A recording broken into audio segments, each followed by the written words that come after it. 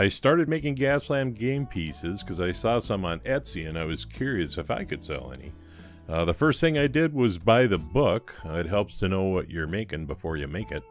And when I started doing them, I knew that they would be different than what I normally did because these would be handled quite a bit differently, and I didn't want them to break.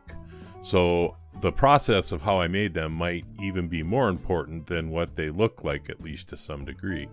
I try to pick castings that fit well both in scale, vintage, and aesthetics. I also try to avoid castings that are delicate and prone to breakage. I try to pick add-ons that are thick and will have lots of surface area to attach them to the castings. The two teams I'm working with today are comprised of the following castings. The first team, what I'm going to call the Red Barons, are all Matchbox castings.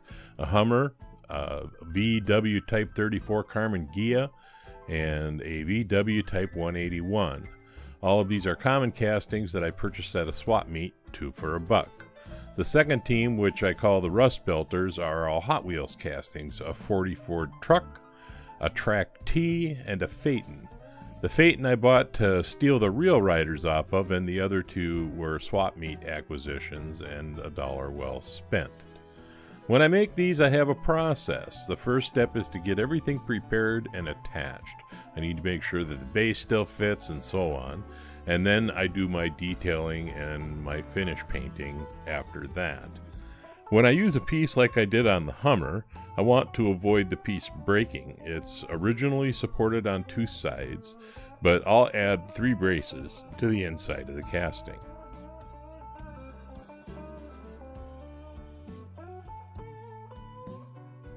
I also lock the wheels with CA glue on all the game pieces I do. They are game pieces, and you really don't want them to be rolling out of their position on the game field in the middle of a game. The Rust Belters were painted actually with homemade rust paint. I let them sit overnight. I brush off any excess, and then I overcoat the whole thing with a couple coats of Tamiya XF86 Flat Clear. When I do a window screen, I like to put them on the inside. I want to avoid them being accidentally ripped off. And then on the open cab, there's a couple different ways you can do it. Well, probably 1,000 ways. But anyway, I can paint the window black and add mesh to the front.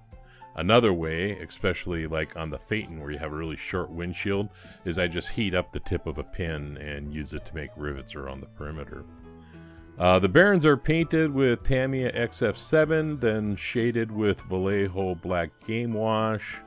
I created the decal and hand painted everything. Tamiya powders were used for definition and contrast, and I used the AK pencils on this one a little bit too. The turret on the Hummer does spin, but the spiky thing on the front does not, and each piece was finished off with 2 coats of flat clear. The Rust Belters were painted with my homemade rust paint, and I'll probably do a video on that here coming up on how I make it. And they were finished with Tamiya rust powder, because once you brush off the excess, there's usually some bare spots, so the powder helps fill that. And then other powders were used for effect on the add-ons. Each piece was overcoated with 2 coats of Tamiya Clear. These game pieces can be found for sale on my Etsy page. There's a link on my main channel, and I'll include one below.